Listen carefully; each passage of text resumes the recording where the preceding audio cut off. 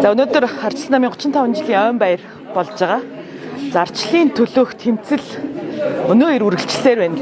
Тэгээд энэ тэмцлийг эхлүүлсэн арчлалын ахмадууд даагдагч нарт за мөн одоо 35 жилийн туршид залуу нас, эр зориг, амь амьдралаа одоо энэ арчлал эрхчлөөний үйл хэрэг зориулсан нийт намын гишүүд дэмжигчтэй ойн баярын мэнд хүргье. Тэгээд бид бол нийгмийн өмнө, Ардчилсан намынхаа өмнө, за Монголын ард түмний өмнө бол маш том үүрэг хариуцлагыг үүрсээр ирсэн.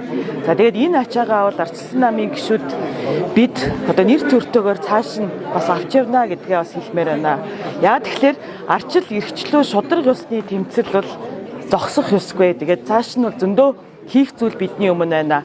Нэгт одоо Монголын ард түмэн эдийн засгийн эрхчлөөнд хүрэх ёстой, улс төрийн эрхчлөөгөө баталгаажуулах ёстой. Энэ бүхний төлөө та бид бас хамтдаа цаашаага ажиллах болно гэж хэлье.